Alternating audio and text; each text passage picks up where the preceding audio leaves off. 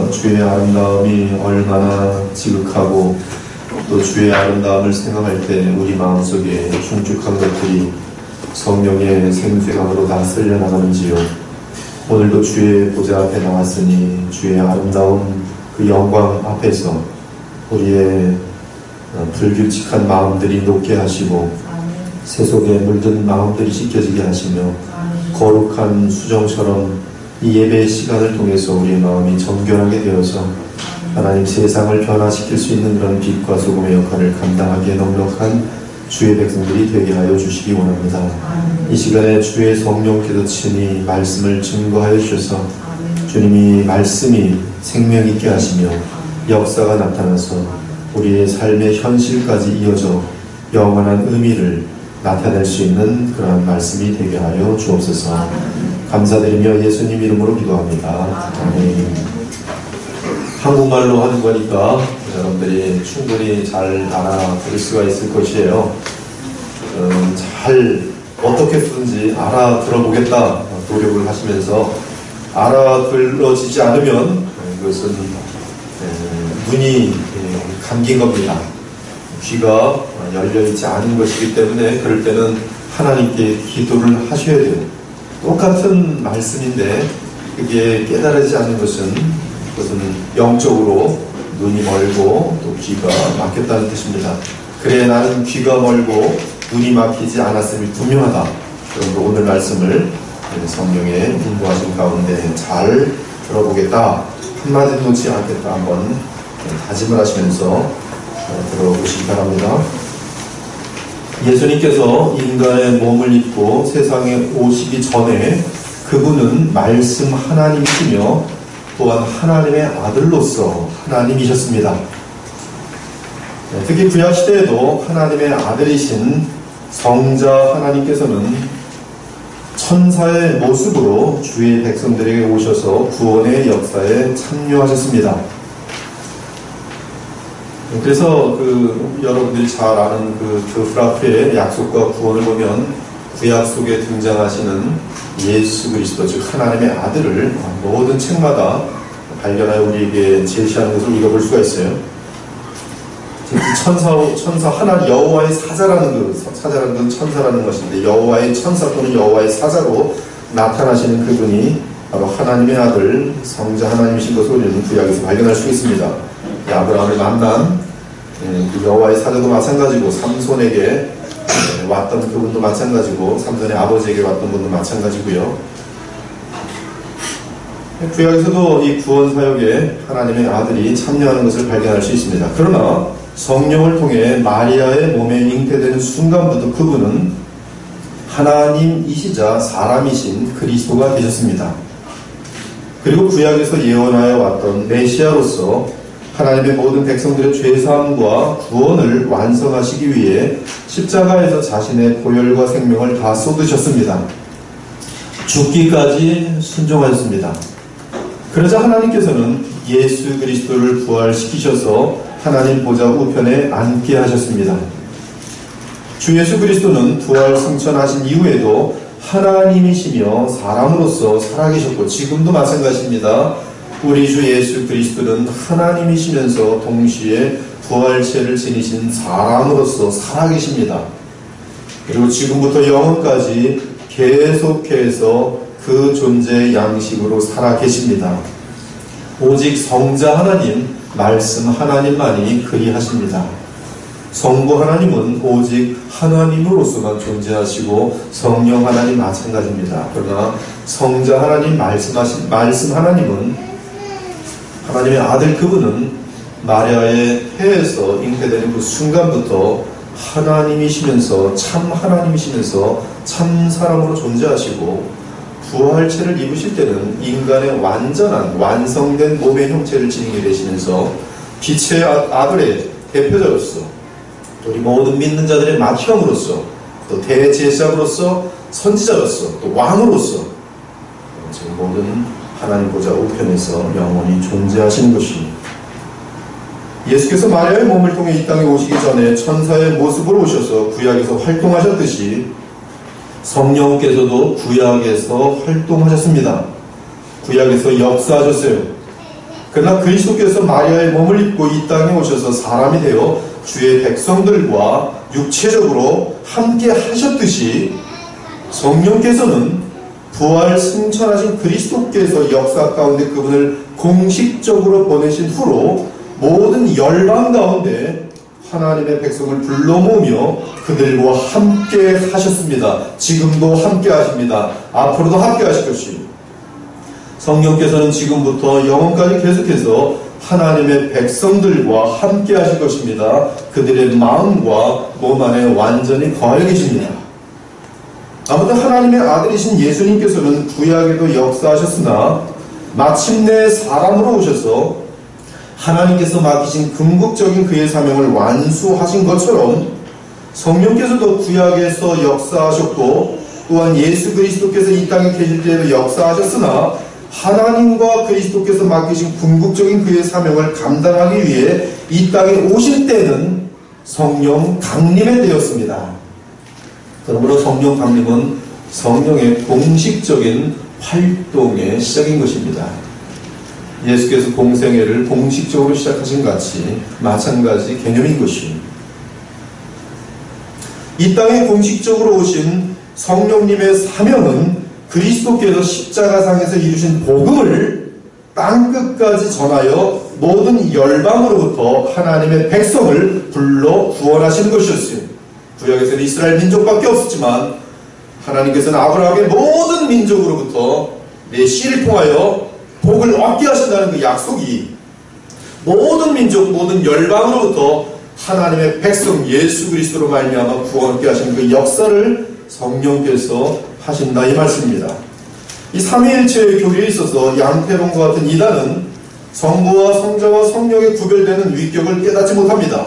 그래서 이 양태론은 한 명 하나님을 가르치려다 보니까 예를 들어서 구약에서는 성부로 역사하셨고 성경 신약 시대 때는 예수님으로 한 명 하나님이 구약 시대는 이 한 명 하나님이 성부로 나타났다가 다시 들어갔다가 성자 예수님으로 오셔갖고 또 활동하시다 다시 들어갔다가 성령으로 한 분 하나님 가면을 갈아 쓰는 식으로 그렇게 얘기하거나 아니면은 달걀을 봐라 달걀 껍질이 있고 흰자가 있고 노른자가 있다 하면서 하나의 개체를 가지고 3등분을 시켜서 성부와 성자와 성령으로 나눈다거나 이러한 것들은 양태론입니다. 한 명 하나님을 셋으로 설명하기 위한 그러한 설명인데 이것은 철저하게 교회사 속에서 이단으로 판정된 것이. 그러나 우리는 분명하게 세 위격은 서로 구별되면서도 한 분 하나님의 신격 안에서 통일되어 있다는 사실을 믿습니다. 또한 구약에서부터 지금까지 그리고 앞으로 그리스도께서 재림하시는 때까지 모든 구원 사역에는 성삼위 하나님께서 함께 공동으로 역사하시는 것을 믿습니다. 여러분 한 사람이 구원받는 데 있어서 삼위 하나님의 역사가 반드시 다 연관되어 있단 말씀입니다. 그러나 삼위 하나님의 각 위격의 공식적인 활동으로 구별한다면 성경에는 주요한 세 시대가 있음을 알 수 있습니다.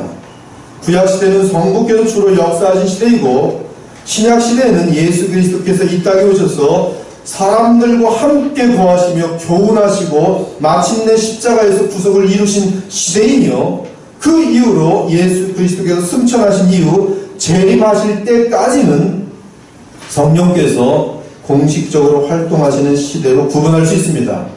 물론 성삼위 하나님의 각 위에 하나님께서는 다 함께 역사하십니다. 그럼에도 주 역할을 하시는 분은 성자와 성부와 성령으로 그 시대가 나눌 수 있는 것입니다. 아무튼 예수님께서 재림하실 때까지 성령의 역사는 계속될 것이고 그 이유는 영원한 세상으로서 주 여호와 삼위일체 하나님께서 자기 백성들과 영원히 함께 거하시게 될 것입니다.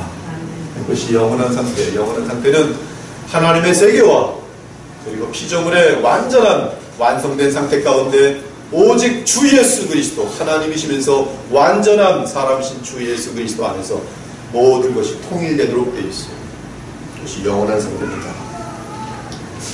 이 사도행전 2장은 성령께서 강림하시는 사건을 기록하고 있습니다. 예수께서 부활 승천하신 그 해 같은 해에 오순절날에 제자들이 한 곳에 모여 기도하고 있습니다. 우리 이들처럼 성령의 오심을 기대하며 기다리며 예수 그리스도의 약속을 기억하며 기도해야 할 것이에요. 그때 갑자기 하늘에서 세찬 바람소리 같은 것이 나더니 혀처럼 생긴 불꽃이 사람들의 눈앞에 보였습니다.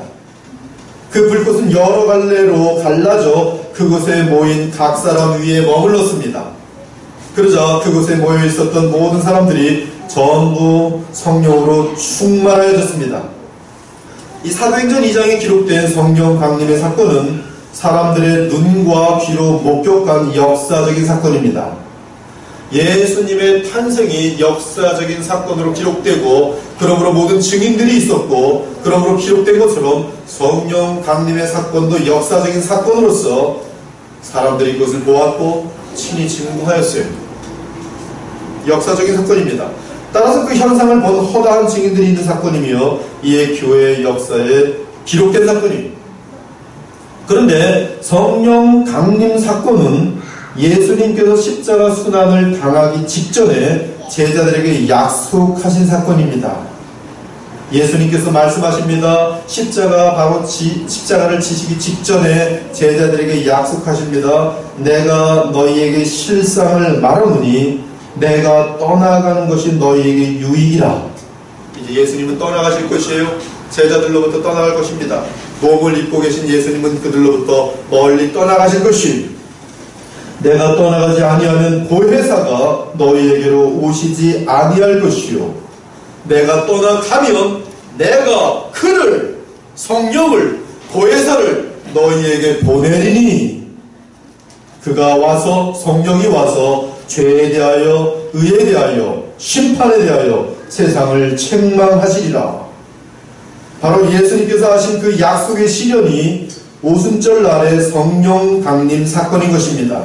그리고 성령께서 오시면 죄에 대해 의에 대해 그리고 심판에 대해 알려주시고 세상을 책망하실 것입니다.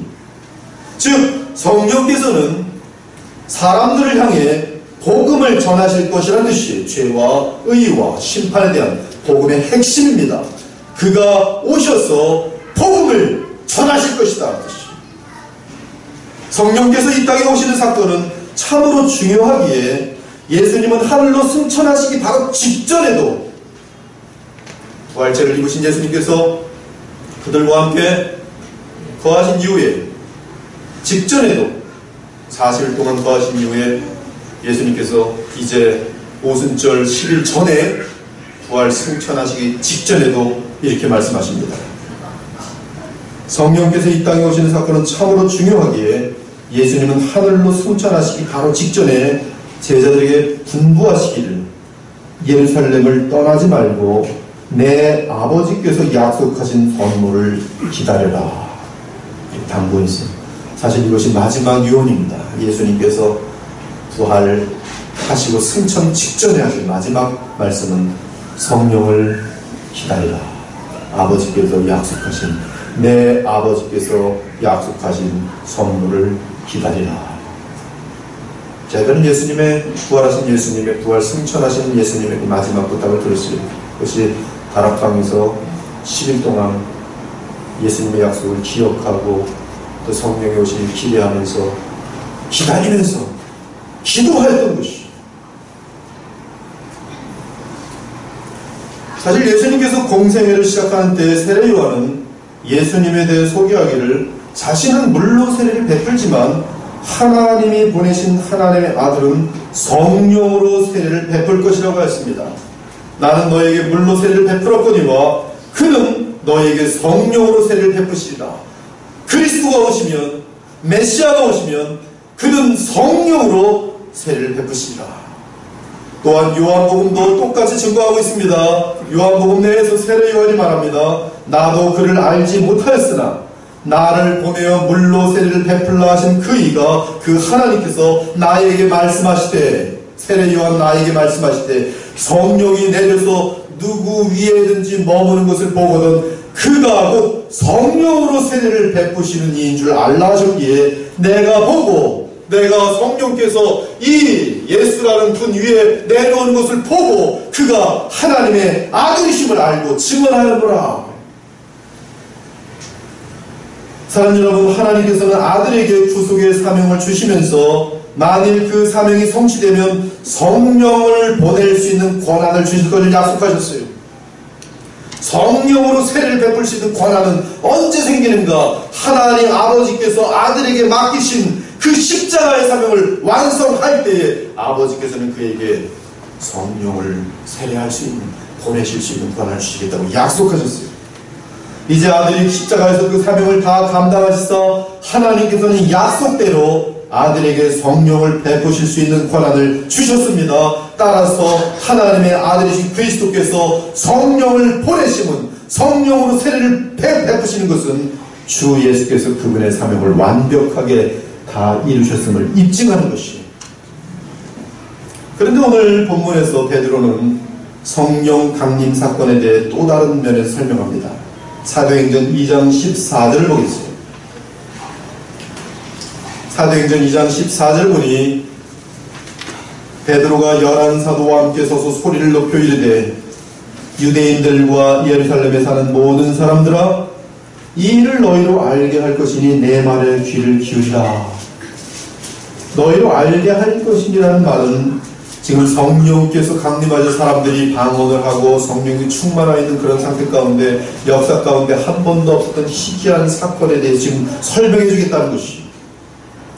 따라서 성령 강림으로 성령 세례를 받아 성령의 충만한 베드로의 설교는 성령 강림에 대한 가장 분명한 설명이라 하겠습니다. 사도행전 2장 16절을 보니 베드로는 성령 강림 사건은 요엘 선지자의 예언이 성취된 사건이라고 말합니다.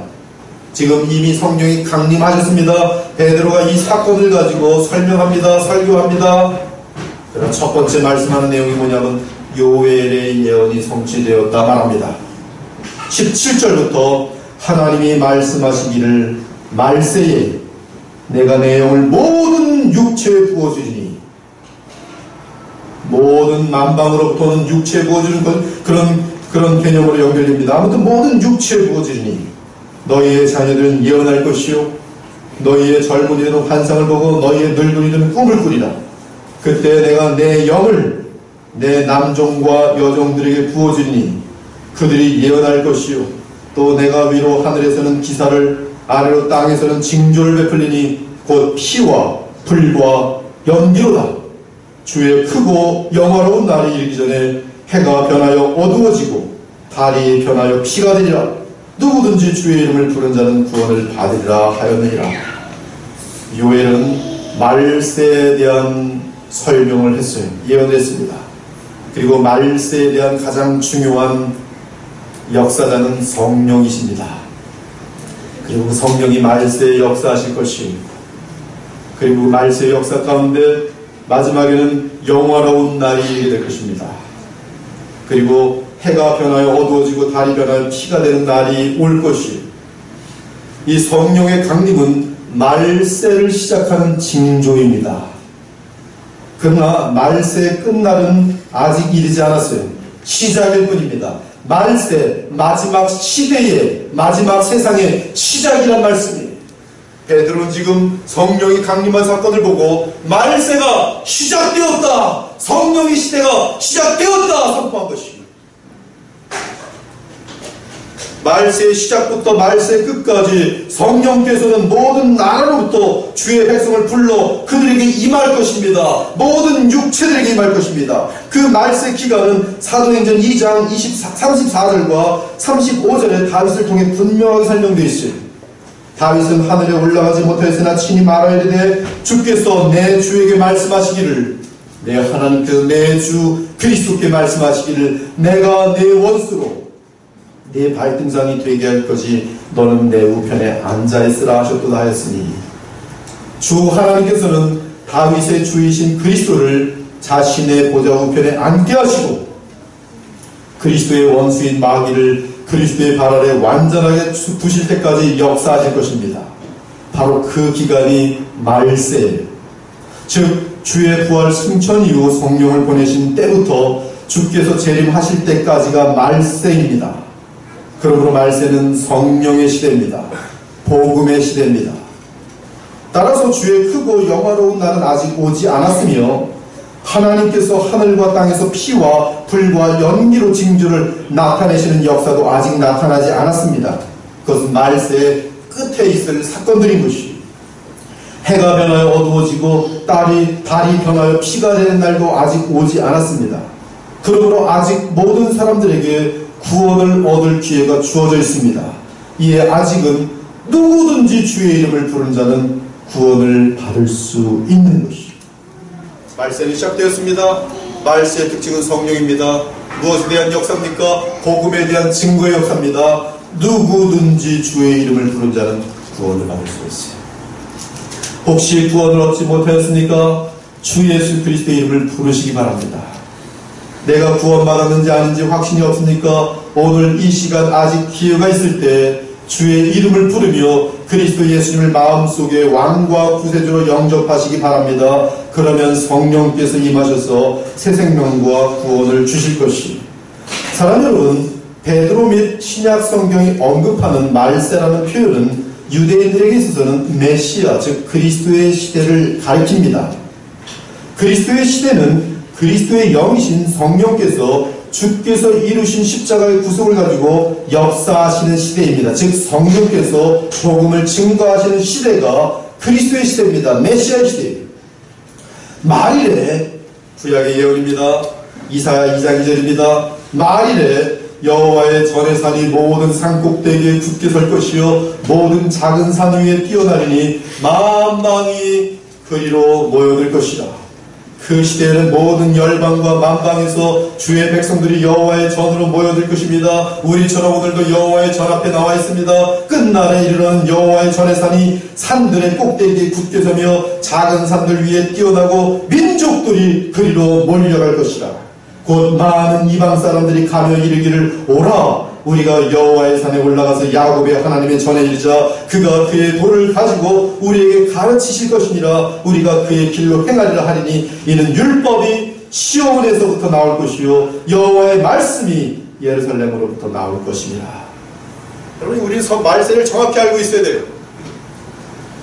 예수께서, 부활하신 예수께서, 영광을 얻으신 인자께서 보내신 성령 때부터 인자께서 친히 영광의 구름과 함께 모든 만군 천사들과 함께 재림하시는 이때까지가 말세.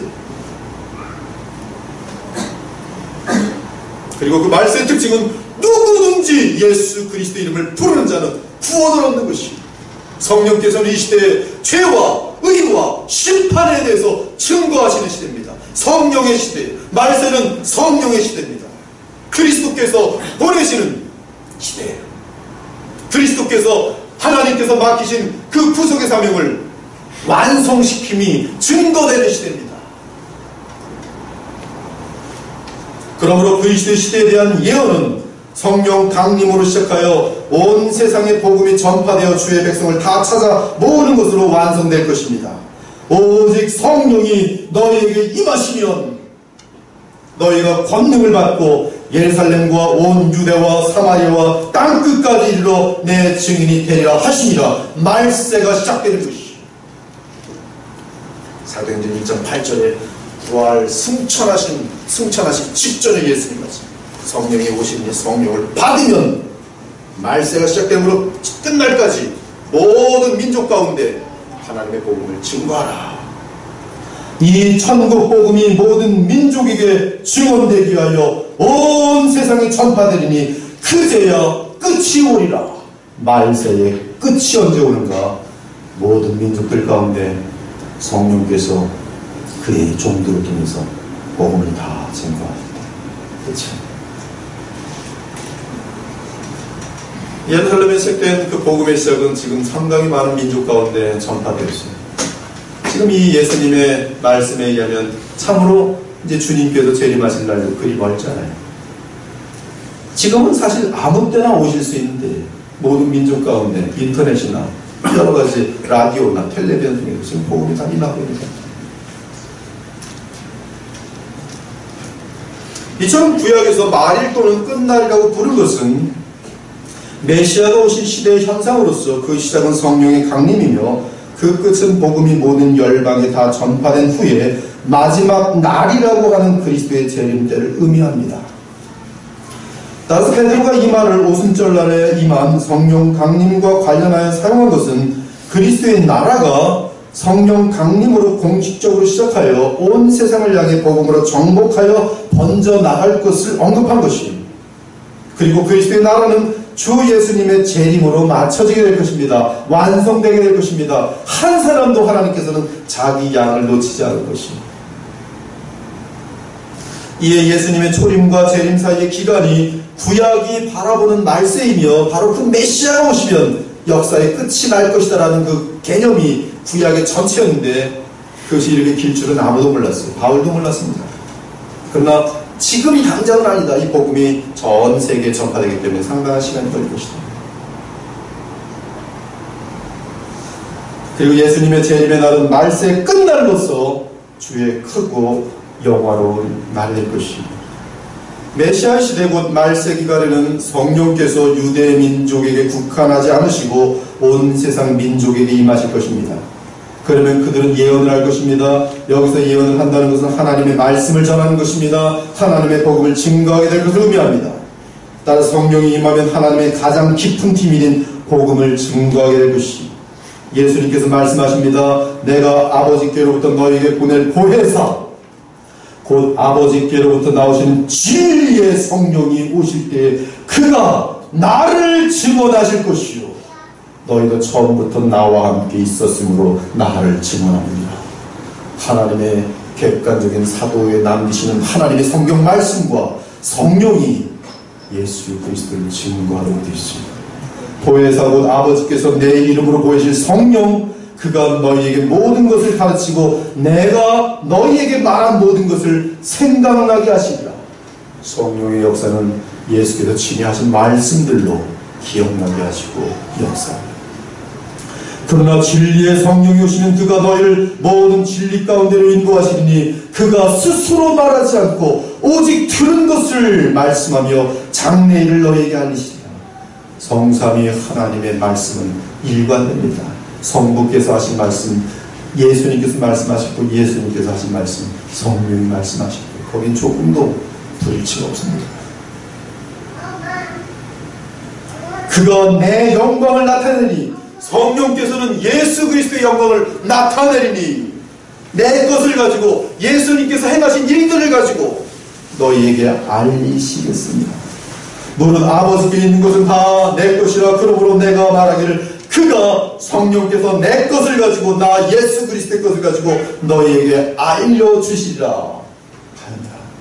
예수님의 말씀은 절대 진리입니다. 절대 진리. 저는 예수님 말씀이 너무나 귀하기 때문에 그 예수님의 말씀을 지금 신약 성경에서 다 차별해서 빨간색으로 칠해놓은 다음에 하나하나를 다 지금 여러분들에게 강론할 생각이에요. 예수님 말씀은 절대 진리입니다.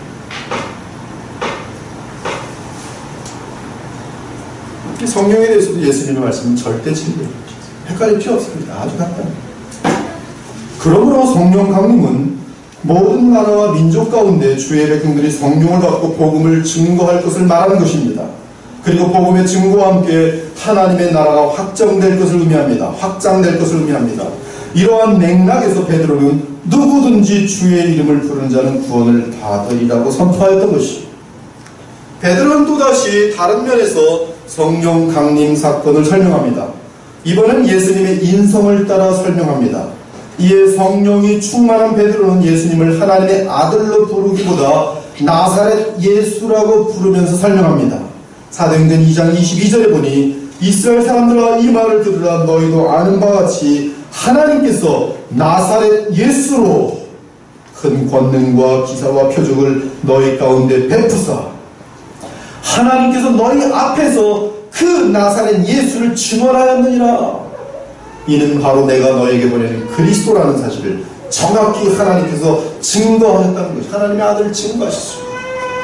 하나님께서는 나사렛 예수가 그리스도인 사실을 알리기 위해 여러 기이한 일들과 표적을 허락하셨습니다. 오직 하나님 외에는 행하실 수 없는 그러한 기적들을 예수께서 행하도록 허락하셨습니다.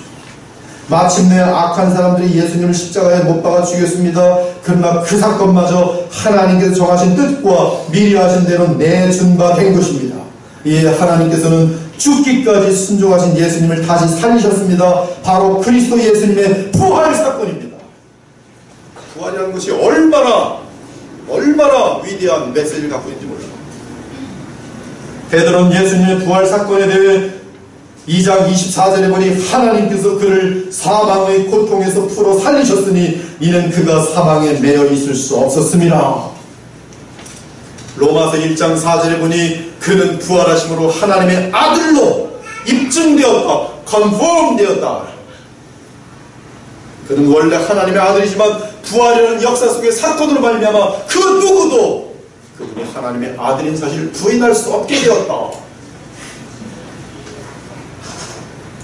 여기에서 사망의 고통은 히브리어 배경으로 보면은 사냥꾼들이 포획하기 위하여 놓은 덫이라는 개념인데요. 죽음의 덫 또는 죽음의 매는 줄이라는 의미입니다. 우리 예수님은 세상의 죄를 대신하여 죽으셨으나 죄가 없으심으로 사망의 올무에 매여 있을 수 없어요. 우리에게는 대제사장은 우리의 연약함을 동정하지 못하실 리가 아니요 모든 일에 우리와 똑같이 시험을 받으신 이로되 죄는 없으시니라. 그가 우리 죄를 없애려고 나타나신 것을 너희가 알아니 그에게는 죄가 없느니라. 따라서 예수님은 사망 권세를 이기시고 부활하신 것입니다. 베드로는 드디어 예수 그리스도의 부활 사건을 다윗의 예언과 연결시킵니다. 다윗은 왕입니다. 나라와 연결되는 것이 지금 베드로는 하나님의 나라를 지금 성령 강림과 함께 지금 제시하고 있습니다. 다윗은 시편을 통해 장래에 그리스도가 오시면 그가 썩지 않고 부활하여 생명의 길을 허락할 것이라고 예언하시죠.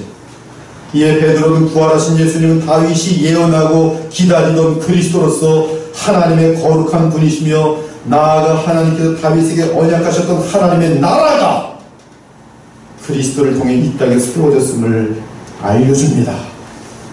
즉 다윗에게 약속된 메시아가 등장하여 부활하셨으며 부활하신 메시아는 다윗에게 약속되었던 영원한 왕국 곧 하나님의 나라를 세웠음을 설명한 것입니다. 하나님의 나라는 메시아께서 공사를 시작할 때 이미 너희 가운데 임하였고요. 왕이 있으니 주의 나라가 임한 것입니다. 그리고 성령이 강림하심으로 말미암아 하나님의 나라의 왕은 만유의 주시고 만왕의 왕이신 예수 그리스도께서 다스리고 계십니다. 나단 선지자가 하나님의 성전을 짓기를 간절히 바라는 다윗을 만나서 하나님 말씀을 전달합니다. 나단이 말합니다. 여호와가 또 내게 이르노니 여호와가 너를 위하여 집을 짓고 내 수완에 차서 내 조상들과 함께 누울 때 내가 나 여호와가 내 몸에서 날 내 씨를 내 뒤에 세워 그의 나라를 견고하게 하리라. 그는 내 이름을 위하여 집을 건축할 것이요 나는 그의 나라 왕위를 영원히 견고하게 하리라. 나는 그에게 아버지가 되고 그는 내게 아들이 되리니 내 집과 내 나라가 내 앞에서 나 여호와 앞에서 영원히 보존되고 내 왕위가 영원히 견고하리라 하셨다. 다윗의 나라가 영원히 견고할 것이 누구를 통해서? 다윗의 씨를 통해서. 그 씨는 솔로몬이 아니었어요.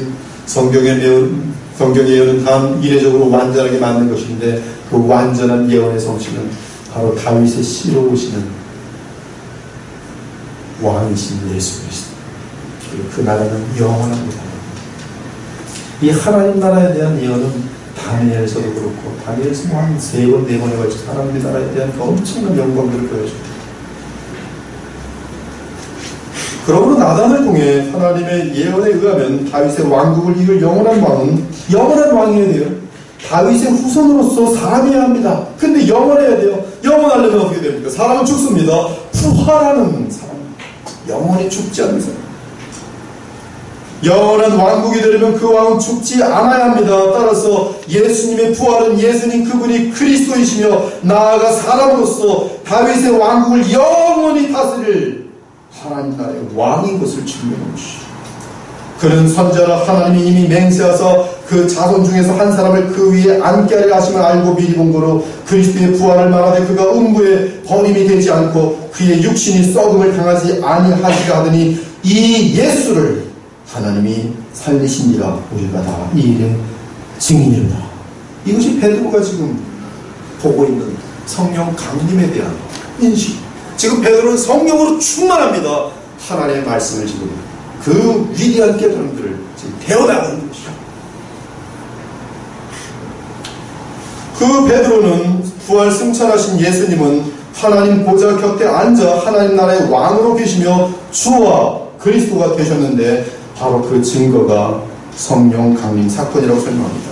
33절 이하를 제가 쉬운 성경으로 보도록 하겠습니다. 하나님께서 예수님을 높은 곳에 올려 하나님 오른편에 앉히사 예수님은 하나님 아버지께서 약속하신 성령을 받아 지금 여러분이 보고 들은 것처럼 성령을 우리에게 부어주셨습니다. 다윗은 하늘로 올라가 본 적은 없었지만 이렇게 말했습니다. 하나님께서 내 주님께 말씀하시기를 내가 내 원수들 네 발 아래 둘 때까지 내 오른편에 앉아 있어라.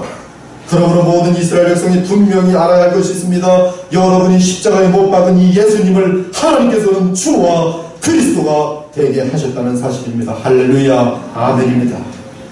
이처럼 예수님은 부활 승천하신 후에 성령을 보내셨는데 그 사건이 사도행전 2장의 성령 강림 사건인 것입니다. 따라서 성령 강림은 그리스도께서 부활하여 영원한 중보자가 되셨고 또한 하나님 나라의 왕이 되었음을 가장 분명하게 객관적으로 증언하는 사건인 것이에요. 사도행전 2장 26절 그런즉 이스라엘 온 집은 확실히 알지니 여러분들도 마찬가지로 확실히 알아요. 여러분들도 이스라엘 지읍니다. 확실히 알아요. 사람들이 못 박은 십자가의 예수님 바로 성령 강림 사건이라는 것은 그 예수님 부활 승천하셨습니다. 주와 그리스도가 되십니다. 만유의 주시고 만왕의 왕이시고 우리 못난 인간들을 향한 그리스도가 되었습니다. 우리의 죄를 담당해 주시고 대제사장으로서 우리의 아무 하나님 말씀을 깨달을 수 없는 우리에게 성령을 보내시면서 하나님 말씀을 깨닫게 하여 주시고 우리의 죽음 이후까지도 우리의 생명을 보여주시는 왕으로서 그리스도시고 그러므로 성령께서 강림하신 이후로 누구든지 회개하고 예수 그리스도를 믿고 그의 이름으로 세를 받으면 죄사함을 받고 성령을 받게 됩니다. 성령을 받았다는 뜻은 그리스도의 생명으로 거듭나서 하나님 나라에 들어갔다는 뜻이죠. 즉 영원한 왕이신 그리스도 예수의 백성이 되었다는 뜻입니다. 이 약속은 하나님께서 부르시는 모든 사람들에게 해당합니다. 이에 베드로가 이르되 너희가 회개하여 각각 예수 그리스도의 이름으로 세례를 받고 죄 사함을 받으라. 그리하면 성령의 선물을 받으니 이 약속은 너희와 너희 자녀뿐만 아니라 모든 먼데 사람 곧 주 우리 하나님이 얼마든지 부르시는 자들에게 하신 것이라 하고 또 여러 말로 확증하며 권하여 이르되 너희가 이 패역한 세대에서 구원을 받으라 하니 그 말을 받은 사람들은 세를 받으며 이 나라의 신료의 수가 3,000명이 되었다. 이 자리에 아직 구원의 확신이 없는 분들이 있습니까? 오늘 종의 설교를 통해서 무슨 말인지 모르지만 그러나 영원한 나라에 대한 확신도 없고 내 영원한 왕이 누군지 알지 못하고 있지 않습니까? 오늘 말씀에 따라 그동안 많이 들어왔던 예수 그리스도 마음을 다 알고 영접하는 거 아닙니까? 그분이 나를 위하여 십자가에 죽으신 사건과 분명히 역사 속에서 부활 승천하셔서 성령을 보내신 같은 말씀대로 받으시는 분입니다. 성령께서 예수여 내 마음속에 오시옵소서라고 고백하는 여러분 마음속에 함께 임하실 것이고 또한 성령께서 사실은 여러분을 이 자리까지 인도하셔서 오늘 이 말씀을 듣게 하신 것이고 사랑하는 여러분, 우리는 성령께서 강림하신 직후에 있었던 베드로의 설교를 통해 성령 강림의 의미를 살펴보았습니다. 성령 강림은 하나님의 아들 예수께서 그에게 맡겨진 구속사역을 완전하게 마무리하셨다는 것을 증명하는 사건이며 나아가 다윗에게 하신 하나님의 언약이 성취된 사건임을 보여주고 있습니다. 그러므로 우리는 복음을 전해야 돼. 예수 그리스도는 하나님의 아들이며 그리스도이시며 부활하셔서 하나님 나라의 영원한 왕이 되셨음을 외쳐야 합니다. 왜냐하면 이것은 사실이기 때문에. 성령 강림과 함께 하나님의 나라가 실제로 이 땅에 와 있기 때문에 주의 제자들은 이 복음을 열방에 전하였습니다. 여러분들이 성령을 받은 상태이기 때문에 하나님의 나라는 성령 안에서 의와 평강과 희락입니다. 그리스도 안에서 우리는 말로 감당할 수 없는 하나님 나라의 기쁨이 있어요. 세상에 줄 수 없는 평강이 있습니다. 과거에는 이루어낼 수 없는 하나님 말씀에 대한 순종이 우리에게 나타나기 시작합니다. 그것이 성령의 역사며 하나님 나라에 우리가 들어와 있다는 증거입니다. 우리 역시 성령의 인도하심 가운데 모든 만방의 복음을 전파해야 합니다. 그러면 택한 자들이 복음을 듣고 그리스도의 나라로 들어올 것이요. 지금 이 땅에는 성령을 인하여 하나님의 나라가 도래하여 있고 우리 주 예수 그리스도는 하나님 보좌 우편에서 다스리고 계십니다.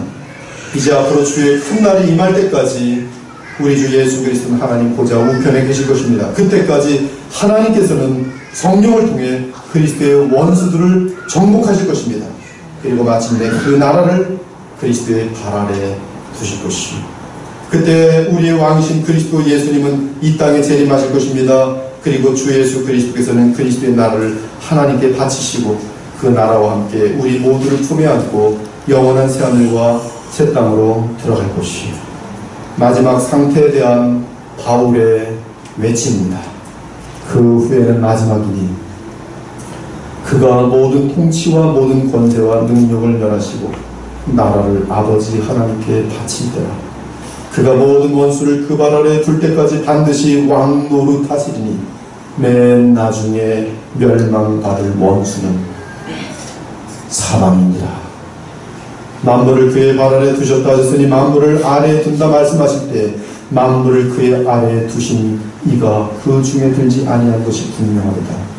만물을 그에게 복종하게 하실 때에도 아들 자신도 그때 만물을 자기에게 복종하게 하신 이에게 복종하게 되리니 이는 하나님이 만유의 주로서 만유 안에 계시게 하시니라. 이 마지막 고린도서 15장 28절의 내용은 그리스도 안에서 모든 피조의 세계가 하나님의 주 여호와 하나님의 세계와 연합되는 것입니다. 그것이 영원한 상태.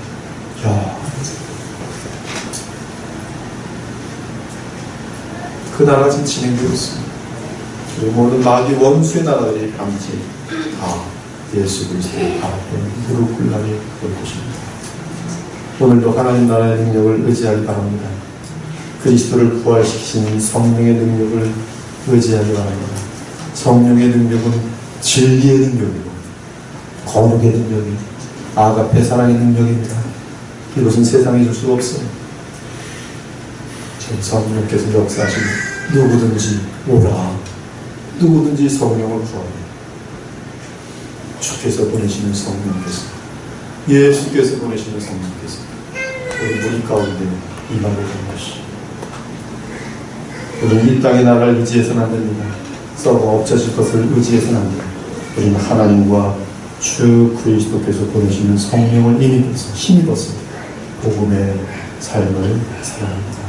그러므로 오늘도 성령 안에서 우리 주 예수 그리스도의 왕 되심을 인정하며 그분께 순종한 하루가 되길 바랍니다. 오직 그리스도를 믿는 믿음 안에서 성령의 충만함을 받아서 하나님의 나라의 의와 평강과 희락을 누리시는 하나님 나라의 백성들이 되시기를 우리 주 예수 그리스도의 이름으로 축원합니다. 아멘. 함께 기도 올리겠습니다.